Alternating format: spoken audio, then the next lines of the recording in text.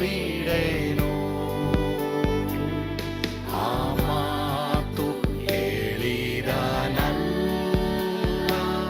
ತಾ ಹೇಳಿದನಲ್ಲವೇ. ನಾ ಕೈ ಬಿಡೆನು, ನಾ ಕೈ ಬಿಡೆನು. ಆ ಮಾತು ಹೇಳಿದನಲ್ಲ, ತಾ ಹೇಳಿದನಲ್ಲವೇ. ಯೇಸು ಕೈ ಬಿಡನು ದೈನಂದಿನ ಸತ್ಯವೇದ ಅಧ್ಯಯನಕ್ಕೆ ನಿಮ್ಮೆಲ್ಲರನ್ನು ಆಹ್ವಾನಿಸುತ್ತೇನೆ. ಇಂದು ನಾವು ಆದಿಕಾಂಡ 10ನೇ ಅಧ್ಯಾಯ 8ನೇ ವಚನ ನೋಡ್ತೀವಿ. ಕೂಷನು ನಿಮ್ರೋದನನ್ನು ಪಡೆದನು. ಅವನು ಪರಾಕ್ರಮದಿಂದ ಮೊದಲನೇ ಭೂರಾಜನಾದನು. ಅವನು ಅತಿ ಸಾಹಸಿಯಾದ ಬೇಟೆಗಾರನು. ನಿಮ್ರೋದನಂತೆ ಅತಿ ಸಾಹಸಿಯಾದ ಬೇಟೆಗಾರನೆಂದು ಈಗಲೂ ಹೇಳುವುದುಂಟಲ್ಲ.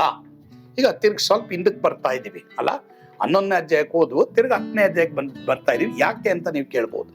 ಈ ಬಾಬೆಲ್ ಟವರ್ ಇದಲ್ಲ, ಈ ಬಾಬೆಲ್ ಗೋಪುರಕ್ಕೆ ಮೂಲ ಕಾರಣನೇ ಈ ನಿಮ್ರೋದನು. ನಾನು ಹೇಳಿದ್ನಲ್ಲ, ಯೆಹೋವನನ್ನ ಆರಾಧಿಸುವುದನ್ನ ಬಿಟ್ಟು ಬನ್ನಿ ನಾವೇ ನಾವೇ ನಾವೇ ಅಂದ್ಕೊಂಡು ಮಾಡಿದ್ಯಾರು ಈ ನಿಮ್ರೋದ. ಅದಕ್ಕೆ ಈ ನಿಮ್ರೋದನ ಬಗ್ಗೆ ನಾವು ಒಂದಿಷ್ಟು ಕಲಿಬೇಕಾಗ್ತದೆ. ನೋಡಿ, ನಿಮ್ರೋದನು ದೇವರಿಗೆ ವಿರುದ್ಧವಾದ ಬೇಟೆಗಾರನಾಗಿದ್ದನು. ಬಾಬಿಲೋನ್ ಹೆಸರಿನ ಅರ್ಥ ಮೊದಲು ದೇವರ ಬಾಗಿಲು ಅಥವಾ ಗೇಟ್ ಆಫ್ ಗಾಡ್ ಅಂತಾನೆ ಇತ್ತು. ಆದ್ರೆ ನಿಮ್ರೋದನನು ಕಾಯಿನನ ಹಾಗೆ ನಾಸ್ತಿಕನಾಗಿರಲಿಲ್ಲ. ಬದಲಾಗಿ he was a religious person, ಮತದಾರಿಯಾಗಿದ್ದ. ದೇವರ ಕಡೆಗೆ ಜನರನ್ನ ನಡೆಸುವುದೇ ಅವನ ಕೆಲಸವಾಗಿತ್ತು. ಇದು ಬಾಬಿಲೋನಿನ ಪದ್ಧತಿ. ದೇವರ ಕಡೆಗೆ ನಡೆಸ್ತಾ ಇದ್ದ. ಯಾವ ದೇವರು ನೋಡಿ, ಬಾಬಿಲೋನಿನ ಮತದ ಒಂದು ಪದ್ಧತಿ ಪ್ರಕಟಣೆ 17ನೇ ಅಧ್ಯಾಯದಲ್ಲಿ ಬರೆದಿದೆ.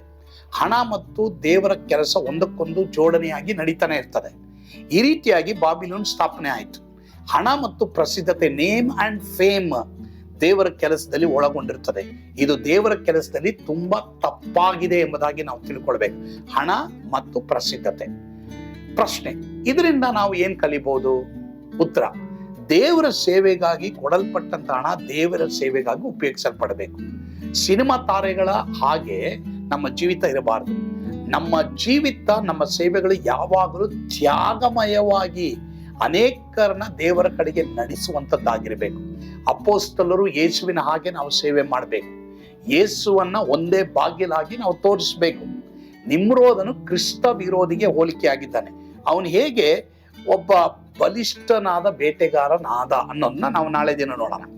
ಈಗ ಗಮನ ಇಡ್ರಿ, ಈ ನಿಮ್ರೋದನ ಏನ್ ಮಾಡ್ತಾನೆ ಅಂತಂದ್ರೆ, ದೇವರ ಹೆಸರನ್ನ ಆರಾಧಿಸುವುದಕ್ಕೆ ಬದಲಾಗಿ ಜನರನ್ನ ನಿಮ್ಮನ್ನೇ ನೀವು ಆರಾಧಿಸ್ಕೊಳ್ರಿ, ಬನ್ನಿ ನಾವು ದೇವರಿಲ್ದೇನೆ ಈ ಟವರ್ ಕಟ್ಟೋಣ, ದೇವರಿಲ್ದೇನೆ ನಾವು ಪರಲೋಕಕ್ಕೆ ಹೋಗ್ಬೋದು ಎಂಬುದಾಗಿ ಅವನೇನ್ ಮಾಡ್ತಾನೆ, ದೇವರ ಆರಾಧನೆಯನ್ನ ಪ್ರತಿಯೊಬ್ಬ ಸ್ವಾರ್ಥ ಜೀವಿತ ಕಡೆಗೆ ನಡೆಸ್ತಾನೆ. ಇದರ ಅರ್ಥ ಏನು? ನಿಮ್ರೋದನ ಸ್ಪಿರಿಟ್ ಇವತ್ತು ಇದೆ. ಇದರ ಅರ್ಥ ಏನು ಗೊತ್ತಾ?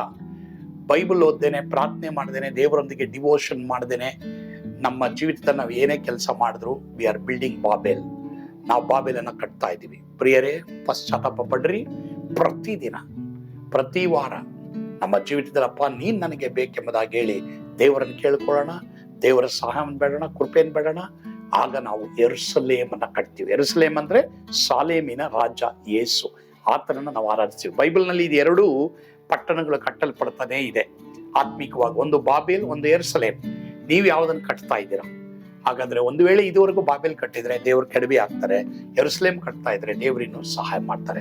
ಕರ್ತನ ಆ ರೀತಿಯೇ ನಮ್ಮ ಕುಟುಂಬಗಳನ್ನ ಯೆರೂಸಲೇಮ್ ಅನ್ನ ಕಟ್ಟುವ ಹಾಗೆ ನಡೆಸಲಿ. ಆಮೇಲೆ ಪ್ರಾರ್ಥನೆ ಮಾಡೋಣವಾ? ನಮ್ಮನ್ನು ಬಹಳವಾಗಿ ಪ್ರೀತಿ ಮಾಡುವಂತ ನಮ್ಮ ಸ್ವರ್ಗೀಯ ತಂದೆ ಆದ ದೇವರೇ, ಹೌದಪ್ಪ, ನಾವುಗಳು ಯಾರು ಬಾಬೆಲ್ ಕಟ್ಟಬಾರ್ದು. ನನಗೆ ಹೆಸರು ಬರ್ಬೇಕು, ನನಗೆ ಪ್ರಸಿದ್ಧತೆ ಬರಬೇಕು, ಬೇಡ ಸ್ವಾಮಿ. ಅದೆಲ್ಲ ನನ್ನಿಂದ ತೆಗೆದಾಕು. ಯಾವ ಕುಟುಂಬದಲ್ಲಿ ಇವತ್ತು ಕನ್ಫ್ಯೂಷನ್ಗಳಿದೆ, ಕನ್ಫ್ಯೂಷನ್ ತೆಗೆದುಹಾಕಿ ಸಮಾಧಾನ ಕೊಡಪ್ಪ. ಸಮಾಧಾನ ಪ್ರಭುವಾದ ಯೇಸು ಇವರ ಕುಟುಂಬದಲ್ಲಿ ಇರಬೇಕಪ್ಪ. ಯೇಸುವಿನ ಹೆಸರಿನಲ್ಲಿ ಪ್ರಾರ್ಥಿಸ್ತೇವೆ ಸ್ವಾಮಿ, ಆಮೇಲೆ. ಕರ್ತನ ತಾನೇ ನಿಮ್ಮೆಲ್ಲರನ್ನ ಆಶೀರ್ವಾದ ಮಾಡಲಿ. ಸ್ವರ್ಗದ ಆನಂದ ನಿಮ್ಮೆಲ್ಲರನ್ನು ತುಂಬಿ ತುಳುಕಲಿ. ಆಮೇಲೆ.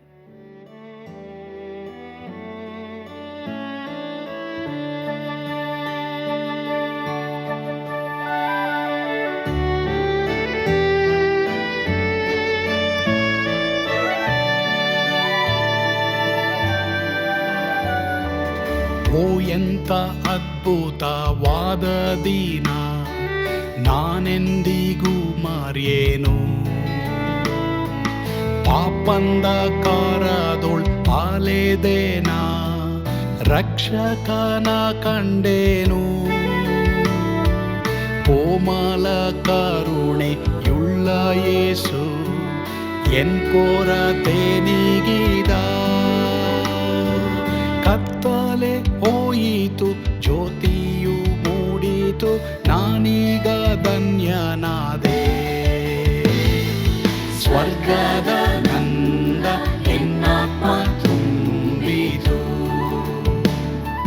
ಶಿಲುಬೆನಾಗ ಎನ್ ಸ್ವಸ್ಥ ಕೈದನು. ಎನ್ ಪಾಪ ತೋಳೆದ ಈರುಳ ದಿನಕ್ಕೆ ತಿರುಗಿದ. ಸ್ವರ್ಗದ ನಂದ ಎನ್ನಾತ್ಮ ತುಂಬಿತು.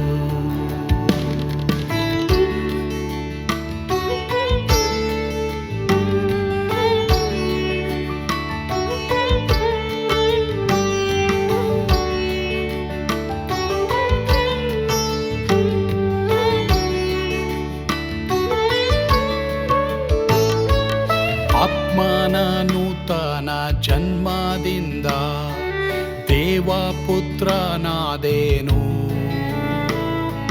ನೀತಿ ನಿರ್ಣಯವ ಹೊಂದಿದೇನು, ಭಾಗ್ಯವಂತನಾದೇನು.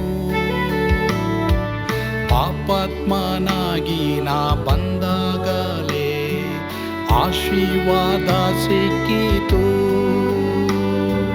ಕೃಪೆಯ ಮೂಲವೇ ರಕ್ಷಣೆ ಹೊಂದಿದೆ, ಸುನಾಮ ಕೊಂಡಾಡುವೆ.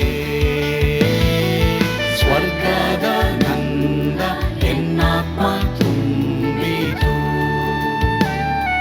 ಶಿಲುಬೆನಾಗ ಎನ್ ಸ್ವಸ್ಥ ಕೈದನು. ಎನ್ ಪಾಪ ತೋಳೆದ ಈರುಳ ದಿನಕ್ಕೆ ತಿರುಗಿದ. ಸ್ವರ್ಗದ ನಂದ ಎನ್ನಾತ್ಮ ತುಂಬಿತು.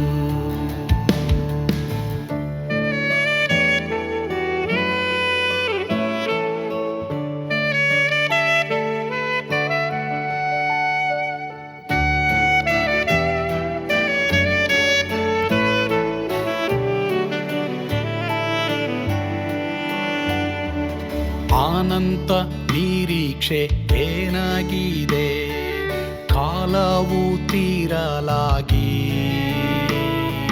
ಸ್ವರ್ಗದ ಭವ್ಯ ಬಿಡಾರದಲ್ಲಿ ನಿತ್ಯವಾಗಿ ಇರುವೆ. ಶಿಲುಬೆ ನನಗೆ ಆಶ್ರಯವೇ, ನಂಬಿಕೆಗಾಧಾರವೇ. ನಿತ್ಯ ಐಶ್ವರ್ಯವ ದಿವ್ಯಾಶೀರ್ವಾದವ ಕರ್ತ ಇವನೇ ನಗೆ. ಸ್ವರ್ಗದ ನಂದ ಎನ್ನಾತ್ಮ ತುಂಬಿತು, ಶಿಲುಬೆನಾಗ ಎನ್ ಸ್ವಸ್ಥ ಕೈದನು. ಎನ್ ಪಾಪ ತೋಳೆದ ಈರುಳ ದಿನಕ್ಕೆ